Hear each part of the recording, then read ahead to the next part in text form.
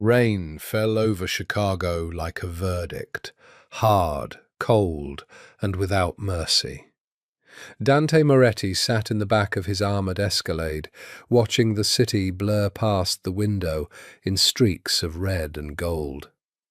10 years of running the most feared family in the Midwest had taught him to read danger in silence, in the way a room went still before violence, in the way a man's hands trembled before he lied. Tonight, the silence in the car felt wrong. His driver, Nico, kept glancing at the rear-view mirror, and Dante's guards in the follow car were too quiet on the radio. He didn't know yet that in the next 4 minutes his entire life would split into a before and an after. "Slow down through the underpass," Dante said, not looking up from his phone. "Roads are slick." Nico eased off the gas. That was the only reason they saw it happen, instead of becoming part of it. A silver sedan came fishtailing around the curve ahead, its headlights swinging wildly across the wet asphalt. Another car, black, low, moving with the kind of aggression that had nothing to do with weather, clipped its rear bumper. Metal screamed against metal. The sedan spun once, twice, and slammed into the concrete divider with a sound like the world breaking. "Stop the car," Dante said, already reaching for the door. "Boss," Nico started. "Stop the car." He was out before the Escalade fully halted, rain soaking through his suit jacket in seconds, his men fanning out behind him with the practiced efficiency of soldiers who had learned to expect ambushes, even in accidents. The black car that had caused the crash didn't stop. It peeled off into the dark, tail lights vanishing around the bend, and something about the deliberate way it left made the hair rise on the back of Dante's neck. This hadn't been an accident. Not entirely. But that thought evaporated the moment he reached the wrecked sedan and saw her. The driver's side was crushed inward, glass scattered like ice across the pavement, and behind the shattered windshield, a woman was slumped against the deployed airbag, blood threading down from her temple. Her hands, even unconscious, were folded protectively over the swell of her stomach. Pregnant. 8 months, maybe more. "Get the door," Dante barked, already prying at the mangled frame with his bare hands. Metal bit into his palms. He didn't feel it. 2 of his men rushed to help, and together they wrenched the door open with a shriek of tortured steel. He reached in to check her pulse, his fingers finding the side of her throat, and the second his skin touched hers, something in him went completely still. He knew that face. 10 years had changed it, sharpened the cheekbones, adding faint lines of worry at the corners of her eyes, stolen the softness of youth and replaced it with something more haunted. But he would have known her in a crowd of 10,000 women, blind by touch alone. Elena. The name detonated in his chest like a bullet he hadn't seen coming. "Boss," one of his men said, "ambulance is 6 minutes out. We should move her ourselves. The hospital's—" "I said get the med kit," Dante snapped, his voice rougher than he intended. He pressed 2 fingers to her throat again, needing to be sure this wasn't a hallucination born of 10 years of unfinished grief. Her pulse fluttered, weak but steady beneath his fingertips. Alive, barely, but alive. He looked at her stomach again, and something cold and possessive twisted through him, even as his rational mind rejected the thought forming at the edges of his consciousness. Not mine, can't be mine. 10 years. And yet, the protectiveness that surged through him in that moment had nothing to do with logic, and everything to do with the memory of a 19-year-old girl who used to fall asleep in his arms on the roof of his father's warehouse, dreaming out loud about a life neither of them ever got to have. "Elena," he said, low, urgent, his hand cradling the side of her face with a gentleness that would have shocked every man who feared him. "Elena, can you hear me?" Her eyelids fluttered.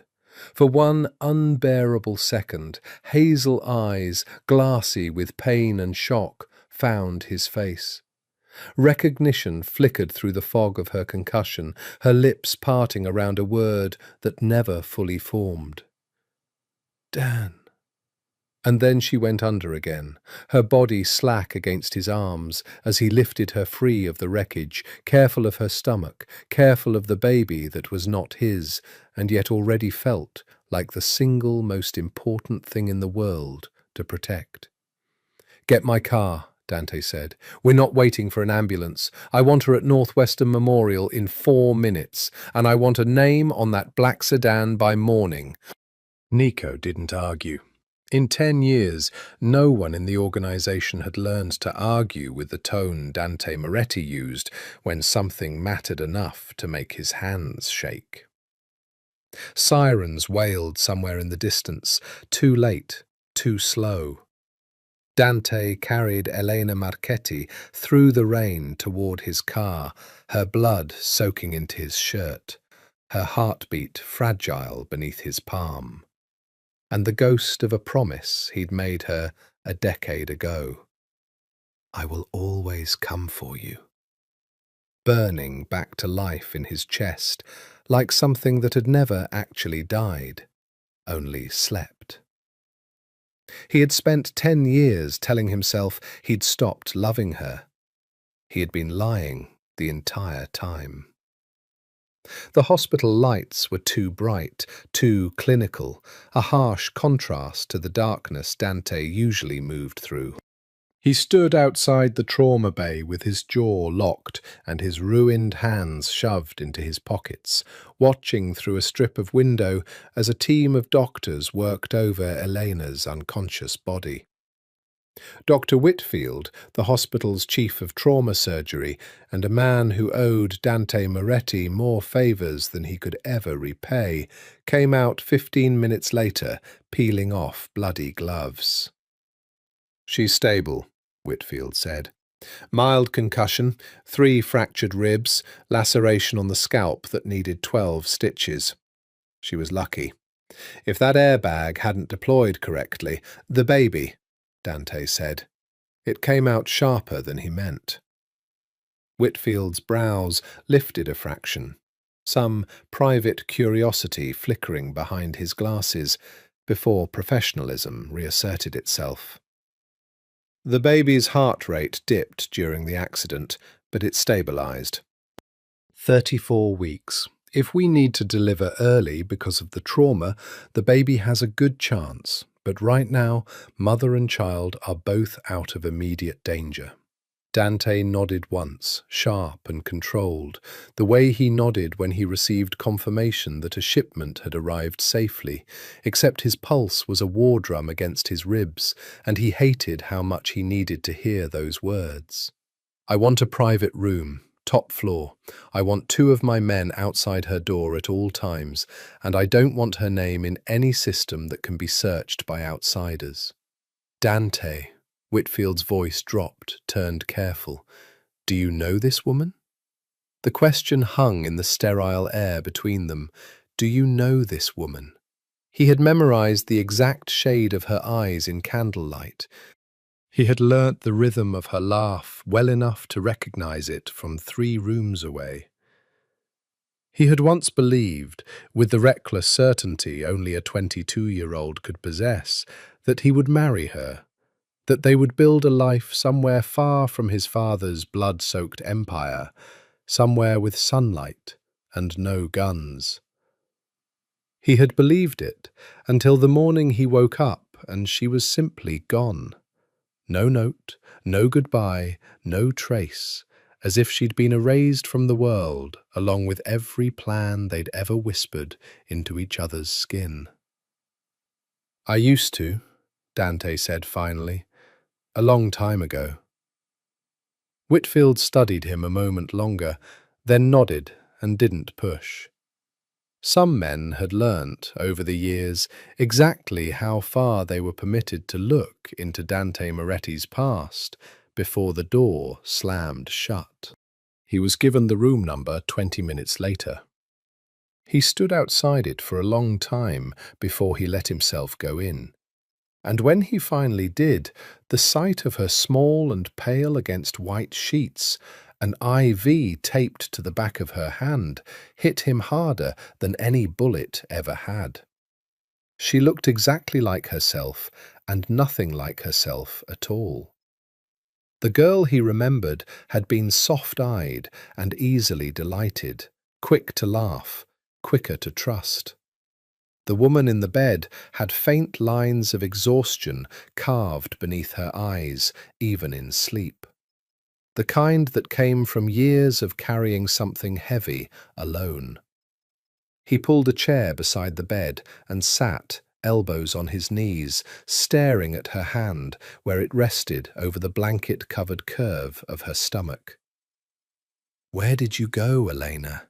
he murmured, so quiet it barely disturbed the air. 10 years. Not one word. I looked for you, do you know that? I spent 2 years looking for you before I made myself stop. The monitor beeped steadily beside them, indifferent to the confession. He should leave. He should walk out that door, hand her file to someone else. Let this be a coincidence he processed from a distance, the way he processed everything.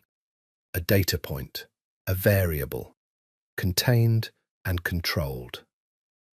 That was what a rational boss would do. A boss with enemies circling, with a black sedan that had deliberately run a pregnant woman off the road and vanished into the night, had no business sitting vigil at the bedside of a stranger from his past. But he didn't move. Her fingers twitched against the blanket sometime near midnight, and her eyes opened, slow, unfocused, adjusting to the dim light of the room. She turned her head, and for the second time that night, hazel eyes found his face. This time she didn't lose consciousness. This time she went rigid, her breath catching audibly in her throat, one hand flying instinctively to the swell of her stomach as if to shield it from him. "No," she whispered, her voice cracked and raw. "No, no, this isn't. You're not supposed to be here." Elena. Her name felt like something sacred and dangerous in his mouth after 10 years of silence. "You're safe. You were in an accident. You're at Northwestern Memorial. The baby's okay." Her eyes filled instantly, tears spilling before she could stop them, though whether from relief or terror or the sheer impossible shock of his face after a decade, he couldn't tell.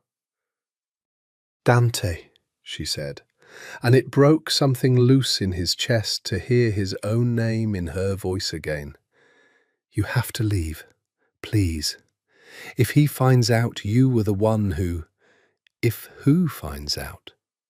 Her mouth closed. Fear moved behind her eyes like something with teeth, and Dante felt every protective instinct he'd buried for 10 years come roaring back to life at once. "Eleanor," he said again, low and lethal, the voice that made grown men in his organization go pale. "Who are you afraid of?" The door opened before she could answer, and a man in an expensive grey suit strode in, his face carved from the same cold marble as every Conti Dante had ever met. "Get away from my wife," Marco Conti said. The word landed in Dante's chest like a blade twisting slow. Wife. He rose from the chair with the unhurried menace of a man who had never once needed to raise his voice to be obeyed, and he let his eyes travel over Marco Conti with the flat, assessing contempt of a predator sizing up something that had wandered too close. He knew the name. Everyone in the Chicago underworld knew the name Conti. The family that had spent the last 2 decades locked in an uneasy, blood-soaked détente with the Morettis, a peace held together by nothing more than mutual exhaustion and the occasional arranged marriage meant to paper over old wounds. He hadn't known, until this exact second, that Elena Marchetti had become part of that architecture. "Marco," Dante said, and made the name sound like an insult. "I didn't realize the Contis had started marrying outside the family playbook, and I didn't realize the Morettis made a habit of hovering over unconscious women in hospital rooms." Marco snapped back, moving to Elena's bedside with the stiff, performative concern of a man executing a duty rather than feeling one. "Elena, baby, are you—" "I'm fine," Elena said quickly, too quickly, her eyes darting between the two men like she was calculating the blast radius of whatever was about to detonate. "Marco, Mr. Moretti's men found me after the crash. He's the reason I'm alive." Something flickered across Marco's face. Not gratitude, Dante noted, with the cold clarity of a man who'd spent his whole life reading micro-expressions for a living, but calculation, a recalibration of risk. "Then I owe you a debt," Marco said, extending a hand that Dante did not take. "But I'll take it from here. My family will handle her security."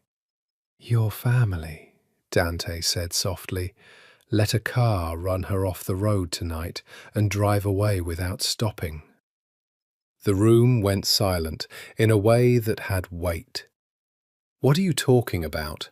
Marco's voice had lost its polish. "A black sedan clipped her car and forced her into the divider," Dante said. "Then it left. Didn't slow down, didn't call it in, didn't so much as glance back. That's not an accident, Conti. That's a message, and I'd very much like to know who it was addressed to." He watched Marco's face for the flicker of guilt, the microsecond of recognition that would tell him whether the man standing across from him already knew the answer. What he saw instead was genuine, unguarded alarm, quickly smothered, but real. "I don't know anything about that," Marco said. "Then find out," Dante said, "because until you do, my men are staying on that door." He nodded toward the hallway, where 2 of his soldiers stood in dark suits like sentinels carved from granite. "Call it a professional courtesy between families, or call it whatever helps you sleep tonight." Marco's jaw tightened, weighing the wisdom of arguing with a man whose organization could erase the Conti family's shipping routes with 3 phone calls. He chose silence, which was, Dante thought, the first intelligent decision the man had made since walking into the room. "Elena," Marco said instead, turning back to her, his hand settling briefly, almost obligatorily, over hers. "I have to make some calls. I'll be right outside." The moment the door clicked shut behind him, the temperature of the room changed entirely. Eleanor exhaled a breath that seemed to have been trapped in her chest for the entire exchange, her shoulders sagging against the pillows. And when she looked at Dante again, the fear in her eyes had shifted into something rawer, something closer to grief. "You shouldn't provoke him," she said quietly. "You don't understand what he's capable of." "I understand exactly what men like that are capable of," Dante said, sitting again, closer this time, close enough that she had to tip her head back to hold his gaze. I've built an empire around understanding it. What I don't understand, Eleanor, is how you ended up married to one of them. Her hand curled protectively over her stomach again, an unconscious gesture he was beginning to recognize as pure instinct, the same way some men reached for a weapon when they felt cornered. 10 years is a long time, she said. People do what they have to do to survive. 10 years, Dante repeated, and something dangerous crept into his voice, low and quiet, and far more frightening than shouting would have been. You disappeared without a word, no note, no goodbye. I spent 2 years tearing this city apart looking for you, Eleanor. I need you to understand that, before you tell me people do what they have to do. Tears welled in her eyes again, and this time she didn't try to hide them. You don't know what happened, she whispered. You don't know what my father did. What your father did? Dante went very still. My father. Ask him, she said, her voice breaking. Ask Vittorio Moretti why I left, Dante. Ask him what he told my father the night before I disappeared, and then decide if you still want to sit at my bedside, pretending you're the wounded party in all of this. The monitor beeped on, indifferent, while 10 years of grief cracked open between them like a fault line finally giving way. Dante didn't sleep that night. He left the hospital only after Elena had drifted into exhausted, medicated sleep, and he drove, not home, not to any of his 6 safe houses scattered across the city, but to the mausoleum quiet study of the Moretti family estate, where his father's ghost still lived in every dark wood shelf and every framed photograph of men who had died for this family's ambitions. Vittorio Moretti had been dead for 4 years, killed not by a rival's bullet, but by the slow, unglamorous betrayal of his own liver, and Dante had inherited an empire built on secrets he was still, apparently, uncovering one at a time. He sat behind his father's old desk and pulled the second drawer completely out of its frame, the way Vittorio had once shown him when Dante was 16 and desperate to understand the architecture of power he'd been born into. Beneath the false bottom, ledgers, names, debts collected in blood and silence going back 3 decades. It took him 40 minutes to find the entry. S. Marchetti, outstanding debt, $340,000, gambling losses via the Cicero operation. Settlement negotiated, daughter's marriage to secure Conti peace treaty, effective immediately. M. terminated, relocated. No further contact permitted. The date was 10 years and 3 weeks old. Dante read it 4 times before the words fully assembled themselves into meaning. And when they finally did, something in his chest went cold and then very, very hot. Salvatore Marchetti, Elena's father, had owed Vittorio's crew a fortune he could never repay. And Vittorio, ever the pragmatist, ever the man who saw every human relationship as a lever to be pulled, had used that debt to broker a peace with the Contis that Dante had spent years believing was the product of careful diplomacy. He had been proud of that peace. He had built policy on top of it. He had never once imagined it had been purchased with the girl he loved. M. terminated. Relocated. Terminated. Like she was an account to be closed, like 10 years of Dante's grief had been a footnote in his father's ledger, an acceptable casualty in a transaction Vittorio hadn't bothered to mention to his own son. He thought of every conversation he'd had with his father in the 2 years he'd spent searching for Eleanor, the 2 years he'd hired investigators, called in favors across 3 states, driven himself half mad, wondering if she was dead in a ditch somewhere or simply didn't want to be found. He remembered Vittorio's hand on his shoulder, the practiced sympathy in his voice. "Some women aren't built for this life, son. Let her go.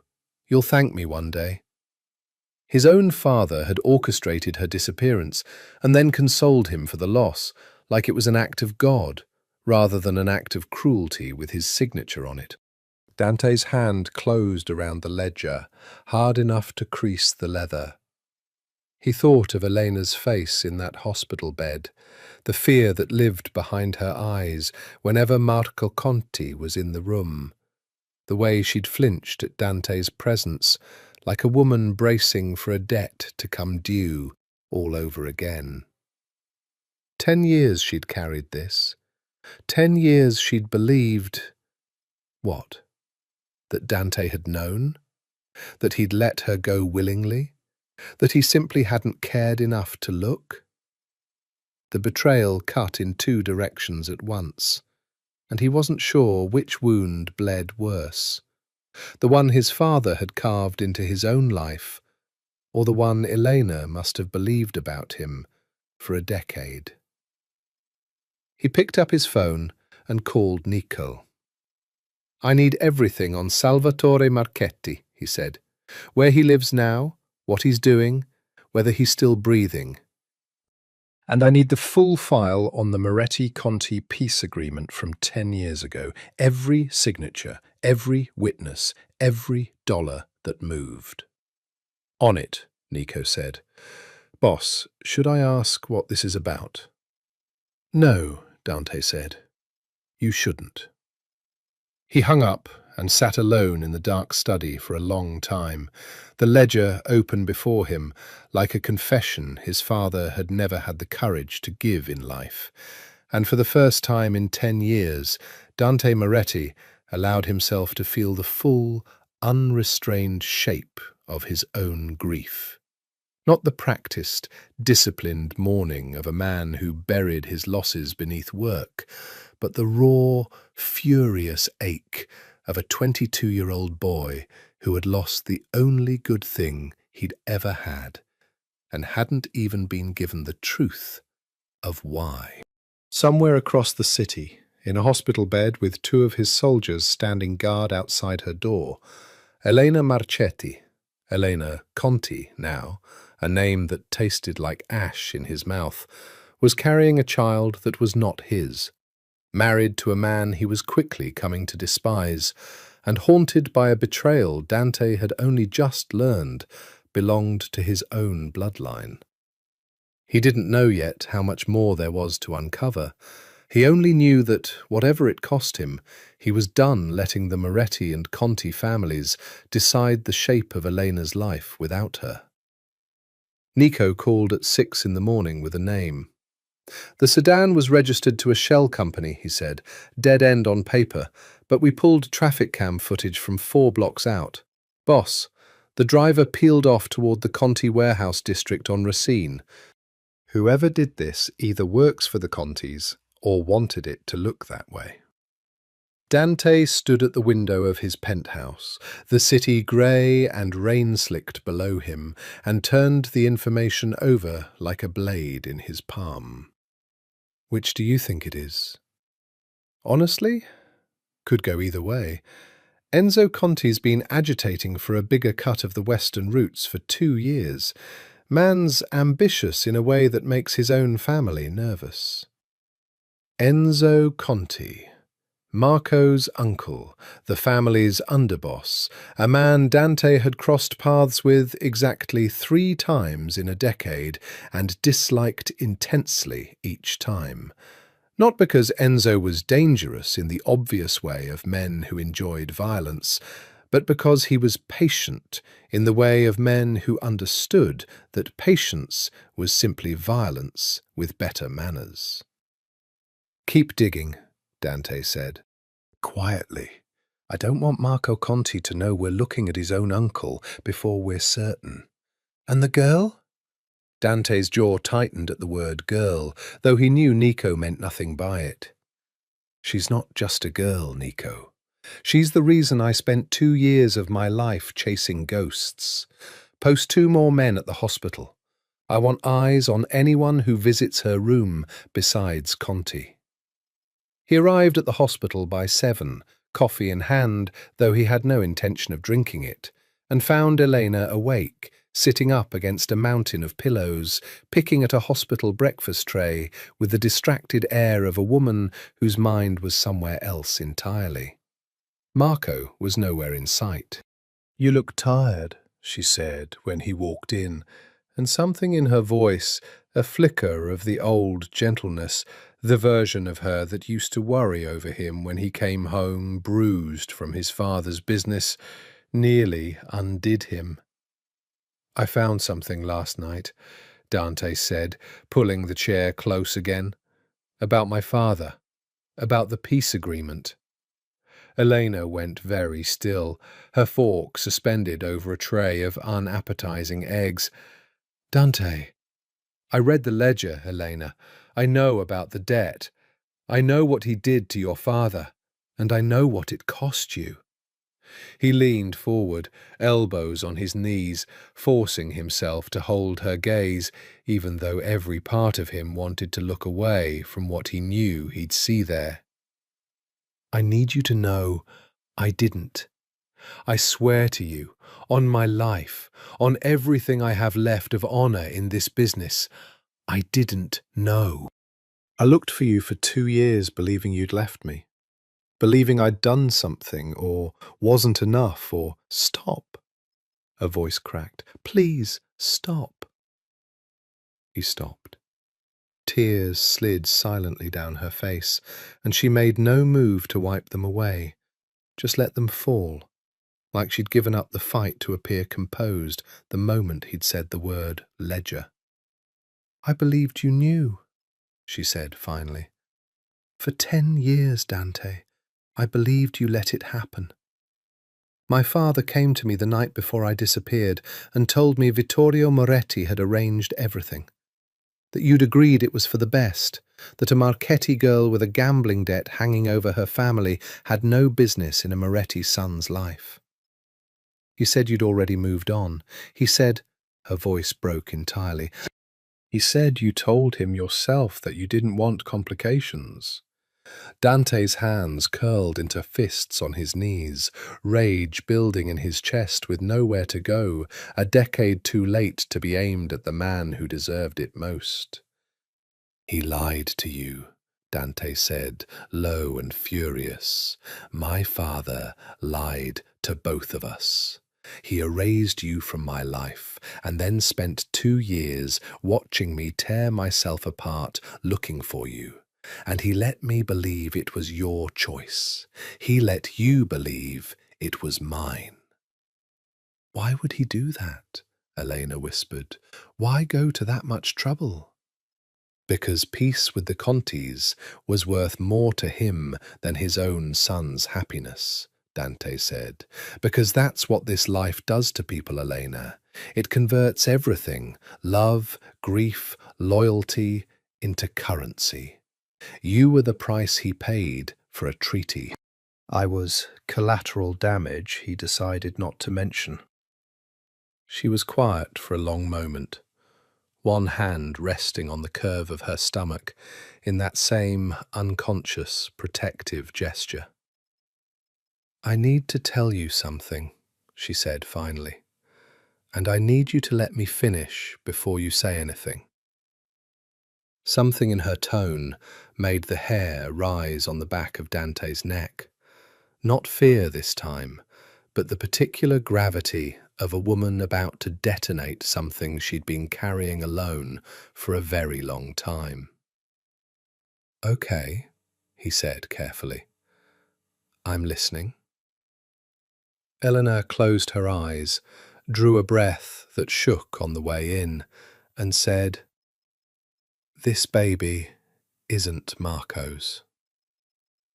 The words hit the room like a gunshot, and for several long seconds, Dante Moretti, a man who had built an empire on never once showing surprise, simply forgot how to breathe.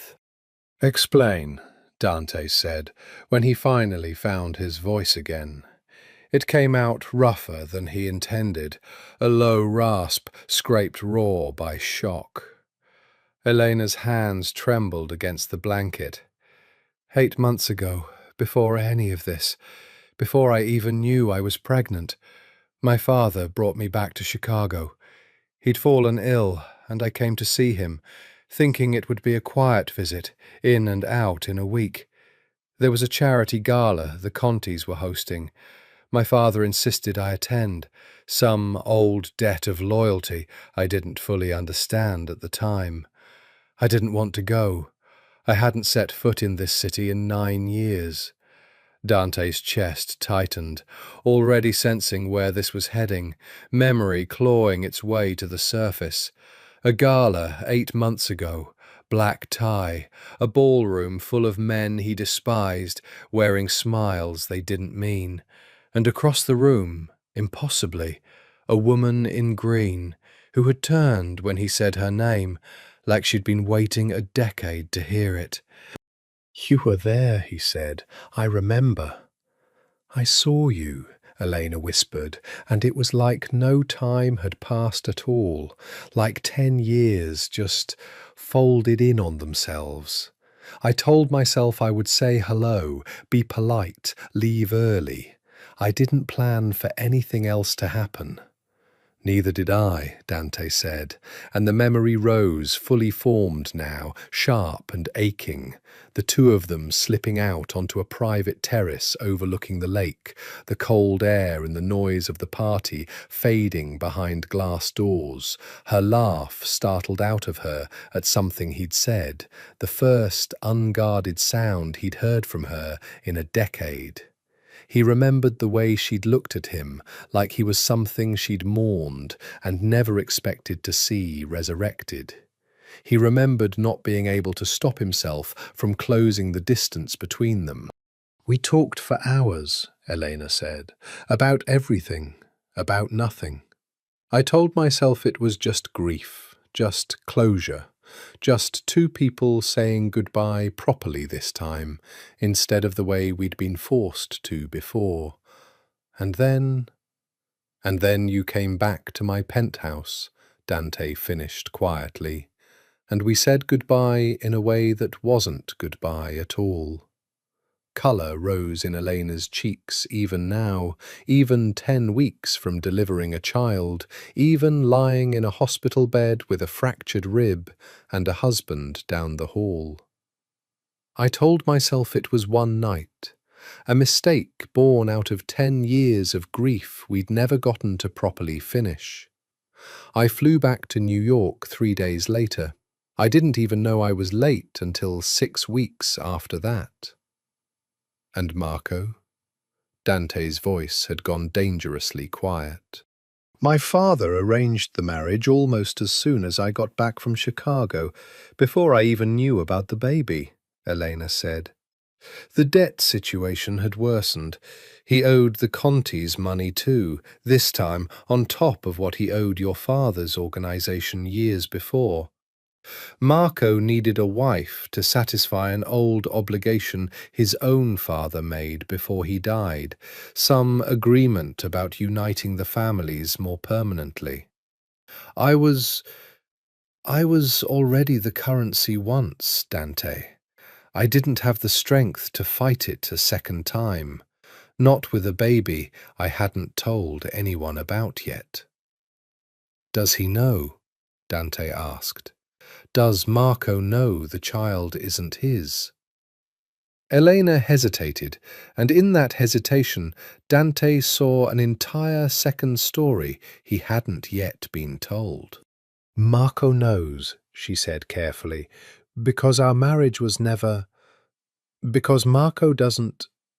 She stopped, seeming to search for words that wouldn't betray a confidence that wasn't only hers to give. Marco married me to satisfy his family's demands, not because he wanted a wife. There are things about Marco his family would kill to keep quiet, and a convenient marriage protects him as much as it was supposed to protect me. He's been kind, kinder than I expected, but there's never been anything between us, Dante. Not before the wedding, not after. Dante sat back, the pieces of the last 24 hours rearranging themselves into a shape he hadn't been prepared for. Marco Conti, married in name only, harbouring some secret his family would destroy him for. Elena, pregnant with Dante's child, trapped inside a marriage built on two separate, desperate lies. And somewhere in the underworld, beneath both their families, a black sedan that had run her off the road with lethal precision, as if someone already suspected the truth and wanted the problem to disappear before it could be born. "The baby is mine," Dante said, testing the words, feeling the full seismic weight of them settle into his bones. "Yes," Elena whispered. "I was going to tell you. I swear to you, Dante, I was building up the courage to find you, to tell you everything, before the accident happened. I didn't want you to find out like this." He reached for her hand, and this time she didn't pull away. "You're not doing any of this alone anymore," Dante said, his voice low, final, the voice he used when he made vows he intended to keep with his life if necessary. "Not the pregnancy, not the Contis, not whoever ran you off that road last night. I lost you once because I didn't know what was happening in time to stop it. That will not happen again." Outside the hospital room door, unheard by either of them, a nurse who had been paid a great deal of money by Enzo Conti's people finished jotting notes on a clipboard and slipped quietly down the hallway to make a phone call. Enzo Conti received the call in his study, a room panelled in dark walnut and lit by a single green banker's lamp, the kind of room built to make visitors feel small. "She told him," the nurse's voice said through the phone, tight with the particular fear reserved for people who dealt with dangerous men for money. "I heard it through the door. The baby's not Marco's, it's Moretti's." Enzo said nothing for a long moment, swirling the whiskey in his glass, watching the amber liquid catch the lamplight. "Are you certain?" he said finally. "That's the phrase she used. Moretti's." "Yes, sir." "Good," Enzo said. "Thank you. You'll find an additional payment in your account by morning." He hung up and sat alone with the information, turning it over with the meticulous patience that had kept him alive and powerful in an industry that chewed up impatient men and spat out their bones. He had suspected, of course, the moment he'd heard about the gala 8 months ago, the whispers of Elena Marchetti slipping away from the ballroom for the better part of an hour, with the Moretti heir trailing not far behind. He had filed it away, the way he filed away everything, a card to be played when the moment was right. The moment, it seemed, had arrived early, and considerably more explosively than he'd anticipated.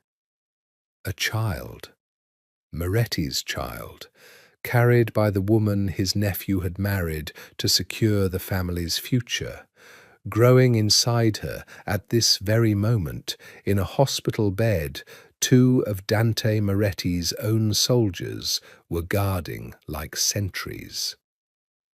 Enzo had ordered the car that ran Elena off the road, a preliminary move, a warning meant to remind Salvatore Marchetti's family that debts were never truly settled, that the Contis expected the loyalty they'd purchased to be delivered in full and on schedule. He hadn't known about the pregnancy at the time. He certainly hadn't known whose child it was. Had he known, he might have simply ordered it finished the first time. He wouldn't make that mistake twice.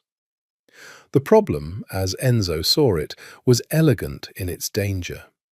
If word got out that Elena Conti was carrying Dante Moretti's child, it would humiliate Marco beyond recovery, shatter whatever fragile dignity the marriage had provided him, and, more importantly, hand Dante Moretti a claim of blood that could unravel the entire peace treaty the Contis had spent a decade building on the foundation of that marriage.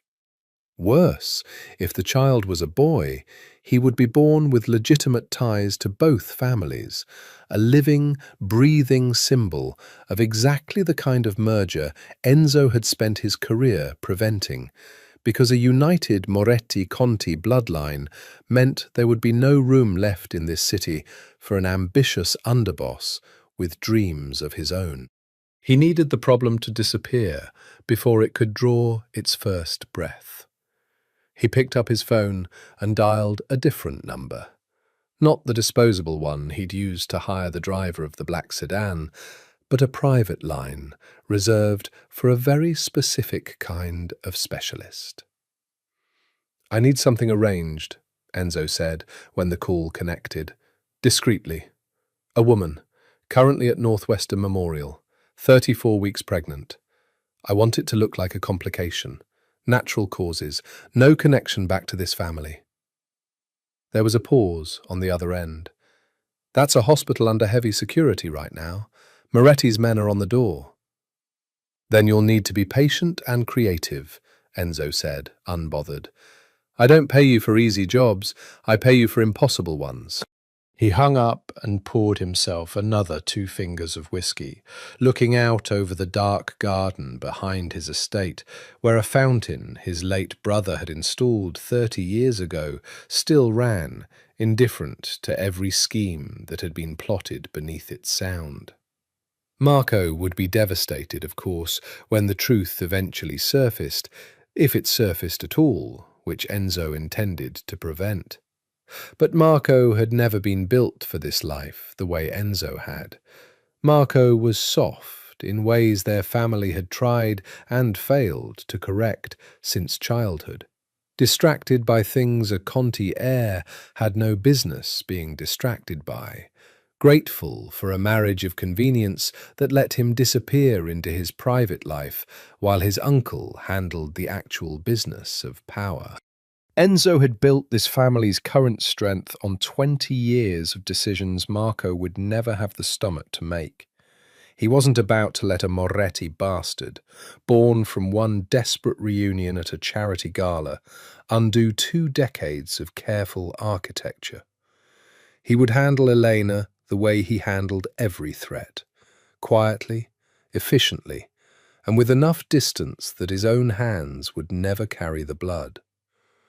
What he did not yet know, what would prove in the coming days to be the single greatest miscalculation of his career, was that Dante Moretti had already assigned 3 separate teams to monitor every person who entered or exited Elena's hospital floor, cross-referencing hospital staff against known associates of both families with an obsessive, methodical fury that made his soldiers whisper behind his back that the boss hadn't looked at a woman like that in the 10 years they'd known him.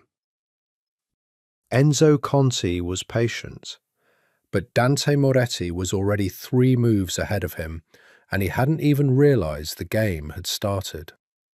The nurse who had sold information to Enzo Conti did not return to work the following morning. Instead, a woman Dante's people had never seen before appeared on the maternity wing at 4 in the morning, dressed in scrubs, badge clipped neatly to her chest, carrying a tray of medication with the unhurried confidence of someone who belonged there. She almost made it to Elena's door. "Can I help you?" one of Dante's men said, stepping into her path with the easy, deceptively casual posture of someone who had learned that violence announced too early lost its advantage. Medication rounds, the woman said, holding up the tray. Room 412. Funny, the guard said. Hospital staff badge that one for the night shift got fired 2 days ago. You'll have to forgive us for being careful about who we let near this door. Her face didn't change, but something in her eyes did. The flat, calculating shift of a professional recognizing that the job had gone wrong. She turned to leave with unhurried steps, and it was only when she reached the stairwell that she broke into a sprint, and by then Dante's men were already moving. They caught her 3 floors down in a maintenance corridor that smelled of bleach and old pipes, and when they searched the tray she'd dropped in her flight, they found a syringe of concentrated potassium chloride hidden beneath a stack of ordinary medication cups, enough to stop a heart within minutes and leave behind almost nothing a routine autopsy would flag as suspicious. Dante arrived at the hospital 20 minutes later, having been woken by Nico's call, and stood in a locked security office, staring down at the woman who sat, silent and unbothered, in a folding chair with her wrists zip-tied behind her back. "Who sent you?" Dante said. It wasn't a question.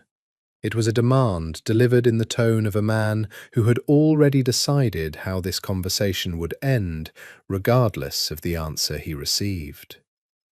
The woman said nothing.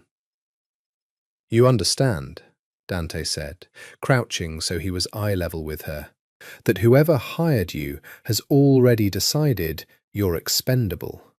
The moment this job failed, you became a liability. They'll come for you before the police even finish processing the paperwork, assuming the police get involved at all." He let that settle. "I can offer you something they can't.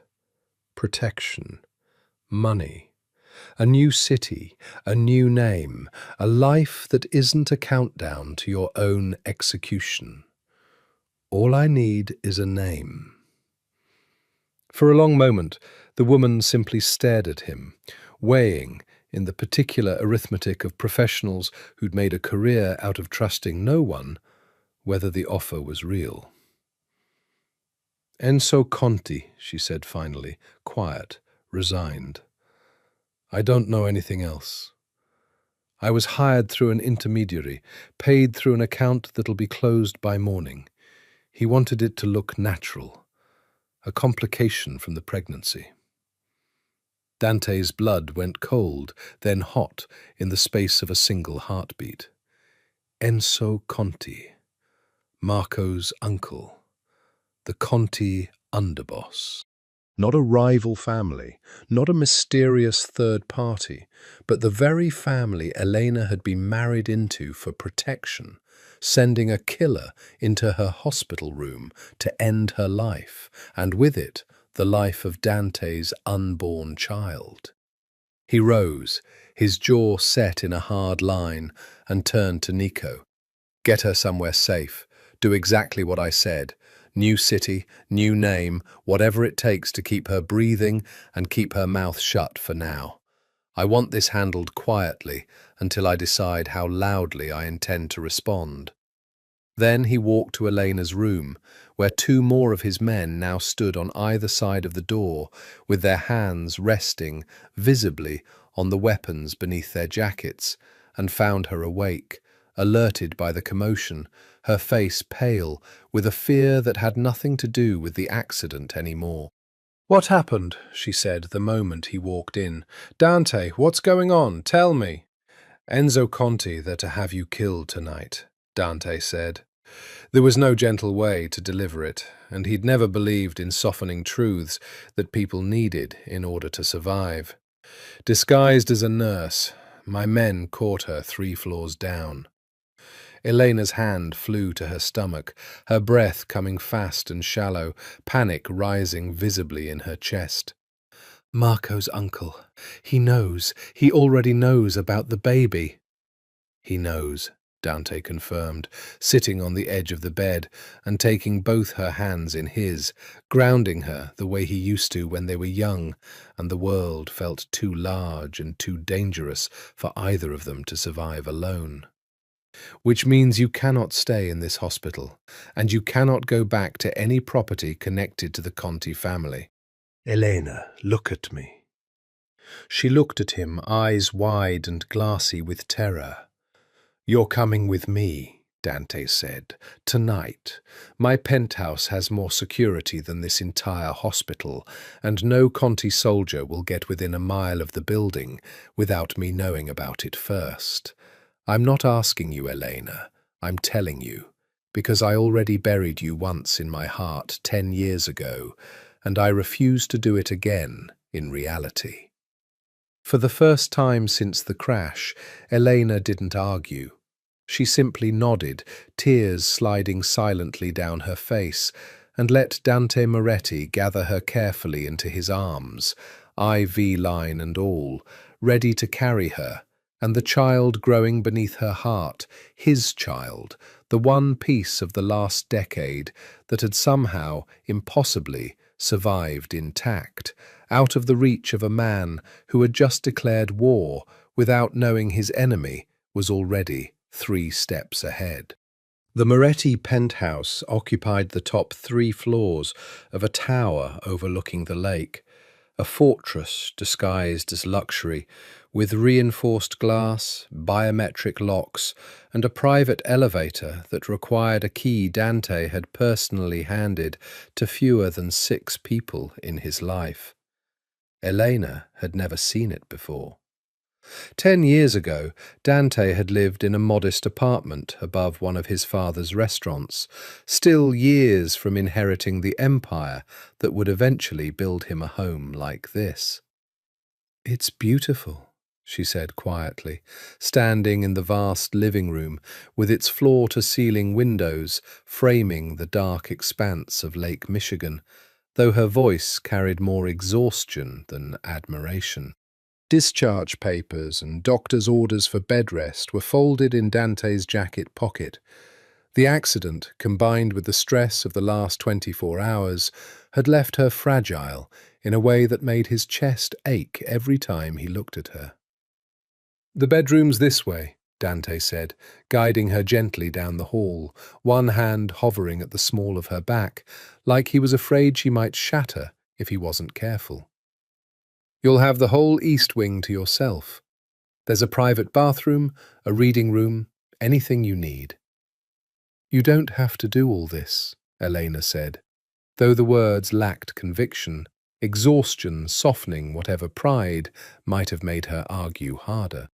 "I do," Dante said simply, and left it there, because the alternative, trying to explain the full weight of 10 years of grief compressed into 24 hours of terror and revelation, felt like more than either of them had the strength for tonight.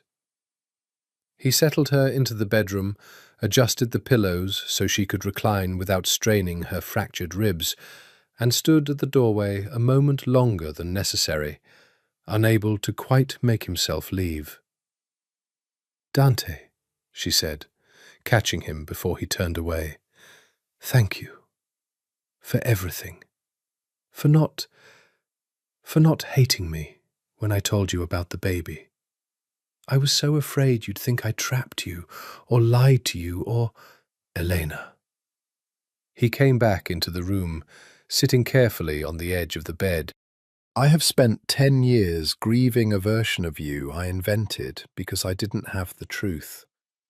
I would rather have this, the accident, the danger, Enzo Conti, all of it, than another 10 years of that particular kind of nothing." She reached for his hand, and he let her take it, let her thread her fingers through his the way she used to when they were young enough to believe love could simply outrun the world they'd both been born into.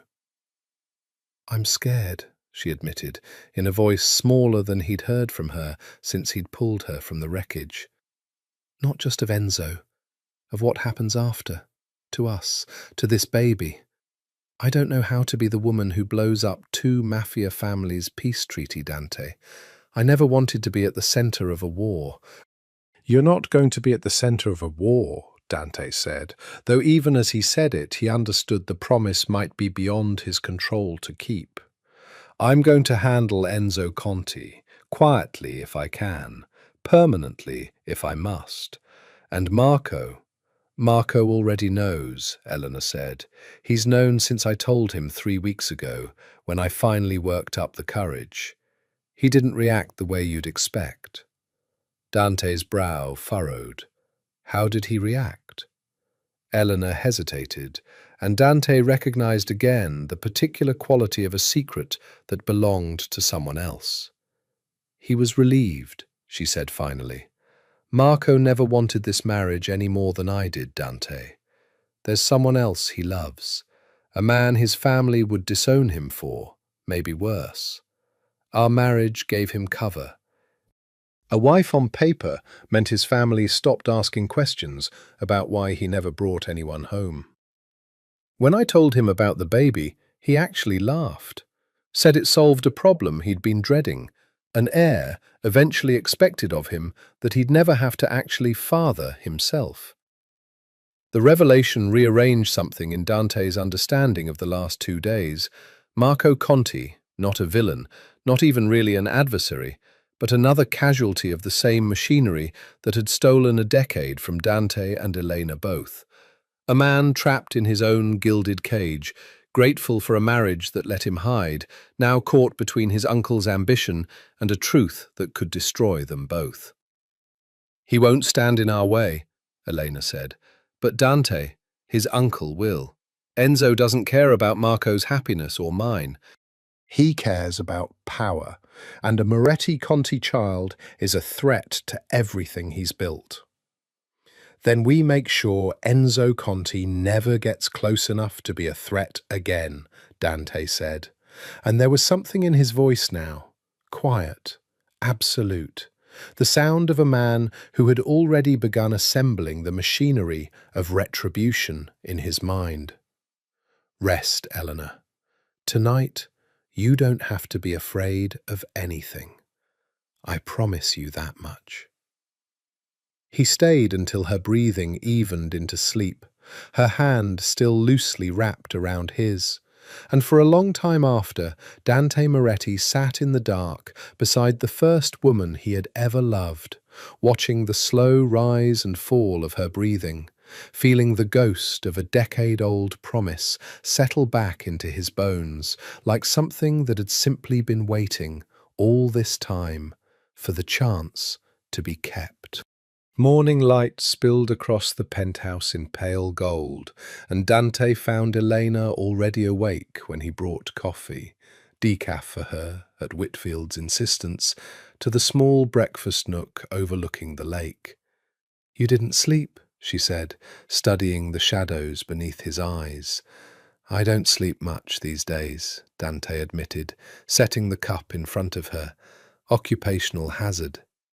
She wrapped both hands around the mug, the morning light catching the faint silver scar at her hairline from the crash, and for a moment neither of them spoke, the silence comfortable in a way that surprised them both after everything the last 2 days had unearthed. "Can I ask you something?" Elena said finally. "Anything. Did you ever get married?" "In 10 years. Did you ever?" She stopped, seeming to lose her nerve part-way through the question, but Dante understood exactly what she was asking. "No," he said simply. "I dated, occasionally. Nothing that lasted more than a few months. My father used to say I was married to the business instead, and for a long time I let myself believe that was the reason. It wasn't until I saw you again at that gala that I understood I'd simply been comparing every woman I met to a ghost, and none of them ever measured up, because the ghost wasn't fair competition. She was real once, and I never stopped being in love with her." Elena's eyes glistened, and she looked down at her coffee to hide it. "I thought about you every single day," she confessed. Even when I hated you, even when I believed you'd let me go without a fight, I thought about you. I used to see men your height in crowds, and my whole chest would seize up before I remembered you weren't supposed to be there. Elena, I need to tell you something else, she said, straightening, gathering the particular courage of someone about to hand over a piece of themselves they'd protected fiercely. About my father, about why he really let Vittorio's deal happen. Dante sat back, giving her the space to continue. My father wasn't just in debt, Elena said. He was terrified. Not of Vittorio, of what Vittorio's men would do to my mother, who was already sick by then, if he didn't cooperate. Vittorio didn't just offer him a way out of the debt, Dante. He threatened her. Told my father that if I didn't disappear quietly and marry into whatever arrangement he negotiated down the line, my mother wouldn't survive the year, one way or another. Dante's jaw tightened, fury rekindling for a man 4 years in the ground, a father whose cruelty apparently had no flaw. She died anyway, Elena said quietly, 8 months after I left. Cancer, not violence, but by then it didn't matter. My father spent the following decade convinced he'd sacrificed his only daughter for nothing, that the cruelty had been for its own sake, a demonstration of power more than a real transaction. He carries that guilt every day. It's part of why he insisted I come back for the gala 8 months ago, some desperate hope that seeing you again might undo some fraction of what he believed he'd broken. He should have told me, Dante said. He should have come to me directly, instead of letting my father run the whole operation unchallenged. Would you have believed him? Eleanor asked. 10 years ago, would 22-year-old Dante Moretti have believed his own father was capable of threatening a sick woman to force a marriage over a man who'd raised him, taught him everything he knew? Dante didn't answer, because the honest answer was no, and they both knew it. We were young, Eleanor said, softer now. We were young, and our families were monsters long before either of us understood the shape of the world we'd been born into. I don't blame you anymore, Dante. I spent a long time blaming you, and I was wrong to. But I need you to understand. I can't go back to being naive about what this life costs people. Not with a baby coming. Not after what almost happened at the hospital. I understand, Dante said, and meant it more fully than he had meant almost anything in the last decade. Which is why I need to ask you something, and I need you to actually consider it before you answer, instead of reacting out of fear. Elena went still. What? Marry me, Dante said. The words hung in the golden morning light between them, enormous and inevitable, 10 years overdue. Not because of the baby, he continued quickly, before she could speak, not because it would be convenient, or because it would solve a political problem with the Contis, though God knows it would complicate things for Enzo considerably. Marry me, because I have loved you since I was 20 years old, Elena, and I have spent a decade discovering that nothing, not power, not money, not building the most feared organization in this city, has ever come close to filling the space you left behind. I don't want to waste another single day pretending otherwise. Elena's hands trembled around her coffee cup, tears sliding freely down her face now, and for a long, breathless moment she said nothing at all. Dante. Elena set the coffee cup down, her hands still shaking, and reached for both of his instead, holding them like an anchor. I love you. I never stopped, not for one single day of these 10 years, even when I hated you for a lie that wasn't yours. but I can't say yes. Not yet. Something in his chest tightened, though he kept his expression carefully neutral, the discipline of a man who had learned long ago never to let his face betray the true depth of a wound. "Tell me why," he said. "Because I'm still legally married to Marco Conti," Elena said. "Because Enzo Conti just tried to have me killed, and if we announce an engagement before that threat is dealt with, we hand him a reason to escalate that's even more urgent than the one he already has. Because I want to marry you, Dante, when it's a choice made out of love and safety, not out of fear and desperation dressed up as romance. I don't want our wedding to be a strategic countermove in a mafia war. I want it to be ours." Dante studied her for a long moment, and the ache in his chest slowly reshaped itself into something that looked almost like relief, because the woman in front of him, careful, clear-eyed, unwilling to let even the deepest love override good judgment, was exactly the woman he remembered from 10 years ago, the one who'd once talked him out of a reckless confrontation with a rival family by simply asking him to consider the cost to the people who loved him. "Okay," he said, "then we deal with Marco. We deal with Enzo. And when it's safe, when you're not choosing me out of fear, when this baby is born into a world that isn't actively trying to kill his mother, I'll ask you again." "You'll ask me again," Eleanor repeated, a small, watery laugh escaping her. "Very confident, Mr. Moretti.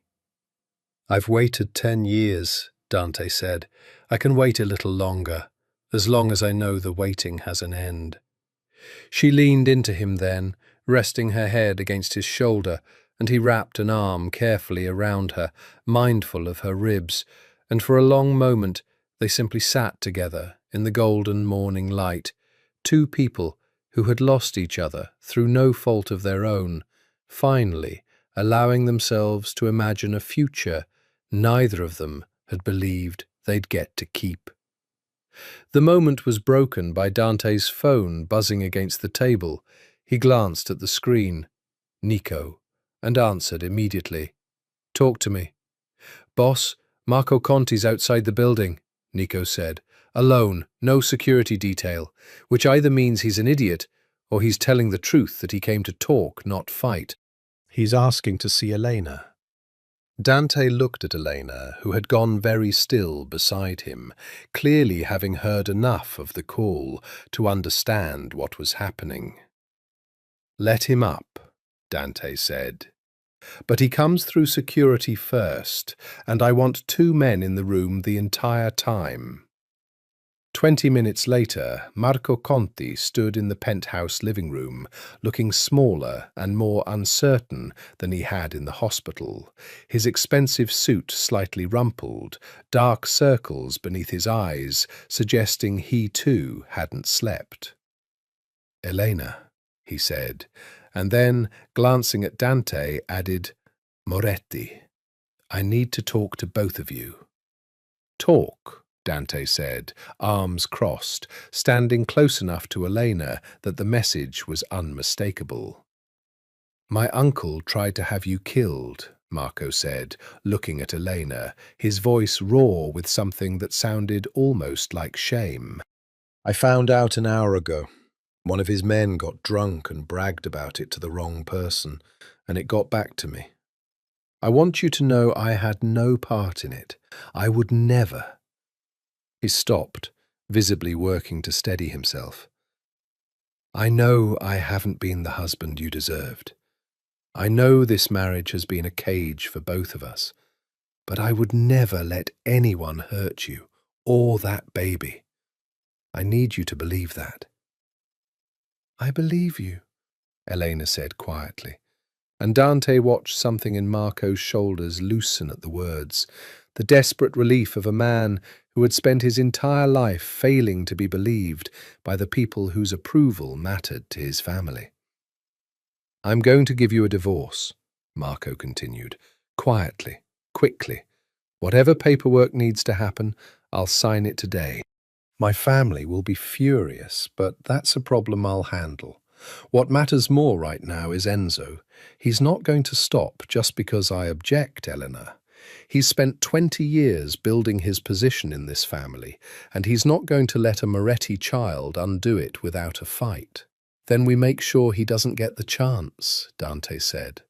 Marco looked between them, the woman he'd never truly been married to, and the man who so clearly, visibly loved her. And for the first time since Dante had met him, something like genuine respect crossed his face. "There's something else you should know," Marco said. "Something about my uncle you'll need if you want to stop him for good." 15 years ago, Marco said, settling stiffly into a chair he hadn't been offered, though no one objected, "my uncle killed my father." The room went very quiet. "Everyone believes it was a rival hit," Marco continued, his voice steady in the practiced way of a man who had rehearsed this confession alone for years before ever intending to speak it aloud. "A Moretti retaliation for a shipment my father intercepted. That's the story that's been told for 15 years, and it's the story that put Enzo in position to become underboss, then de facto head of the family, once I proved too young and too unsuitable to take real control." "How do you know it wasn't a rival hit?" Dante asked, though he suspected he already knew the answer. "Because I found the ledger 3 years ago," Marco said. "Enzo kept records. Meticulous ones. Men like him always do. They can't help themselves. They need to track every debt they've ever collected or paid, even the ones that would hang them. I found a payment to the same crew that supposedly carried out the rival hit, dated 2 weeks before my father died.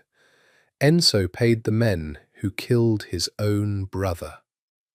Elena's hand flew to her mouth. Even Dante, who had built a career on discovering exactly how far ambition could corrupt a man, felt something cold settle in his stomach. "Why haven't you exposed him?" Dante asked. "Because I was 17 when my father died," Marco said, "and by the time I found the ledger, Enzo had spent a decade consolidating power, buying loyalty, making himself essential to every part of the family's operations. If I'd accused him without proof stronger than a decade-old ledger entry, he would have had me killed within the week and called it a tragic accident, the same way he did my father. I've spent 3 years gathering evidence quietly, waiting for the right moment, the right leverage, the right allies." He looked at Dante.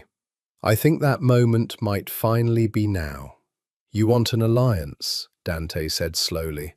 "I want my family back," Marco said, and for the first time, genuine emotion cracked through his composure. "I want to stop pretending to be a Conti heir who cares about maintaining a peace built on my father's murder. I want Enzo gone, permanently, and I want to run this family the way my father actually intended, as an equal partner to the Morettis, not an enemy in a decade-long détente held together by fear and arranged marriages. If you help me end my uncle's reign, Moretti, I'll give you everything you need to bury him. The ledger, witnesses I've cultivated over 3 years, financial records that'll implicate him in half a dozen crimes even his own soldiers won't be able to overlook." Dante studied Marco for a long moment, weighing the offer against the well-earned paranoia of a man who had survived a decade in this business by assuming every alliance concealed a second, hidden knife. "Why now?" Dante asked. "Why not 3 years ago, when you first found the ledger?" "Because 3 years ago, I had no reason to believe I could survive the fallout," Marco said simply. "I had no allies, no protection, Nothing but a piece of paper that would get me killed the moment Enzo learned I had it. Now I have a Moretti standing in my living room, in love with my wife, furious enough about an assassination attempt on her life to burn my family's whole operation to the ground if I ask him to. That's not a coincidence I intend to waste. It was, Dante thought, a brutally honest answer. And brutal honesty was rarer in this business than loyalty itself. "Bring me the ledger," Dante said. "Bring me the witnesses. If everything you've told me is true, I'll help you end Enzo Conti's reign permanently. And in exchange, I expect the Conti family to formally recognize this child." He glanced at Elena, at the curve of her stomach beneath her sweater. "Without contest, without scandal, and without any further attempts on either of their lives." "Agreed," Marco said, extending a hand that Dante this time shook. Elena watched the exchange with an expression Dante couldn't quite name. Relief, perhaps, or the particular exhaustion of a woman who had spent 10 years believing she had no allies left in either family, only to discover, in the space of 2 days, that the machinery of 2 mafia empires was quietly realigning itself around the protection of her and her unborn child. "There's one more thing," Marco said, rising to leave. "Enzo already knows the attempt on Elena's life failed. He'll assume, correctly, that we're on to him now. Whatever we're going to do, we need to do it fast, before he decides that a second attempt needs to be far less subtle than a fake nurse with a syringe." Dante's jaw tightened, already calculating the shape of what came next. "Then we move tonight," he said. Nico spread the documents Marco had delivered across the penthouse's reinforced conference table. Financial records, the 15-year-old ledger entry, sworn statements from 2 soldiers who had quietly grown disillusioned with Enzo's leadership over the years and were willing, for the right price and the right protection, to testify to things they'd witnessed. "This is enough to bury him 3 times over," Nico said, flipping through a folder of banking records that traced, in exhaustive detail, the money Enzo had funneled through shell companies over the past decade. Payments to hitmen, bribes to city officials, a pattern of financial maneuvering that painted the picture of a man who had been quietly building a private empire beneath the cover of his official position. "It's not enough to bury him legally," Dante said. "Men like Enzo Conti don't answer to courts. He answers to the Commission, to the other families who need to believe the peace between us is stable enough to be worth preserving. We need this evidence to convince them that Enzo is the threat to that peace. Not me, not Marco, not the child growing in that woman's stomach that half of them will assume is some Moretti provocation the second the rumour spreads." "So we call a sit-down," Nico said. "We call a sit-down," Dante confirmed. "The commission convenes, we present the evidence, and Enzo Conti answers for 15 years of fratricide and attempted murder in front of every family whose respect he spent a decade cultivating. If it's done right, his own soldiers won't lift a finger to protect him once they understand what he actually did to get where he is."